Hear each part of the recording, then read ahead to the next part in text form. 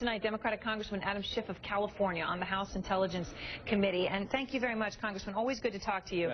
Great to talk to you. So when we talk about this, the talking points did include, in their early stage, when the CIA handed them for edits, a fairly detailed description that mentioned the involvement of al-Qaeda, that said that there had been warnings of a possible terror attack in Benghazi.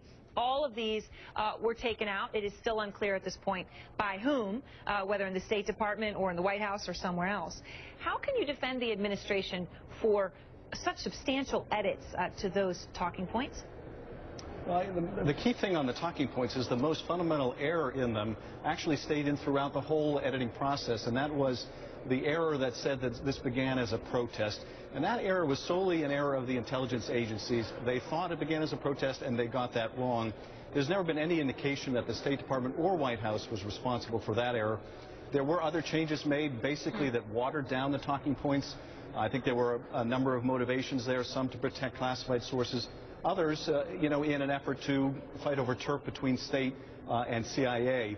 But none of that indicates that there was some crime that's being covered up here. To compare this to Watergate, I think is just preposterous.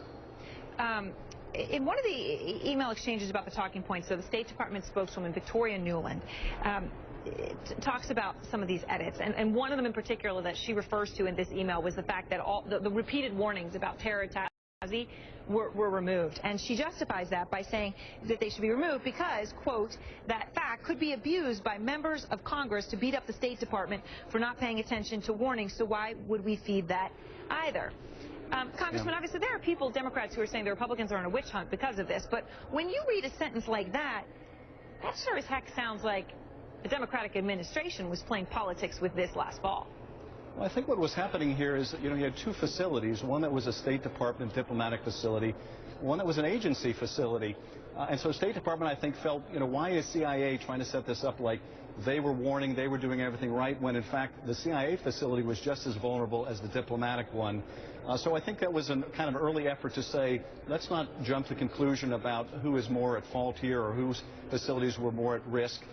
Yes, when you take it out of a context like that, it certainly doesn't reflect positively on the State Department.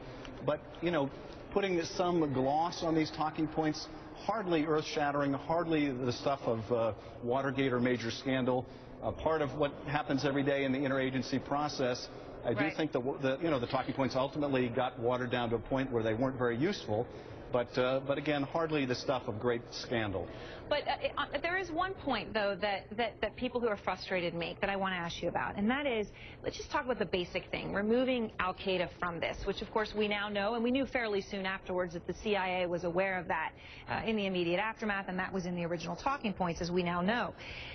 This administration and this president was running for re-election on a platform that included repeated references to al-Qaeda being on the run, Osama bin Laden being killed. A narrative that all of a sudden you have an attack and an American ambassador dead because of al-Qaeda really does go against that. And it does seem that the removal could lead some people to feel that that really was political. It goes against our narrative, so we're going to take it out. What do you think about that? I understand that theory, and, I guess you can follow it logically. At the same time, the president talked about this being a terrorist attack. Even, the ambassador talked about extremists attacking the diplomatic facilities. So there wasn't any, hiding the fact that we were attacked, we had our people killed. And those, facts in terms of al-Qaeda's potential involvement and Ansar al-Sharia's potential involvement came out very quickly. So it's hard to claim, I think, that this was part of a political campaign orchestrated spin. I will say this, too.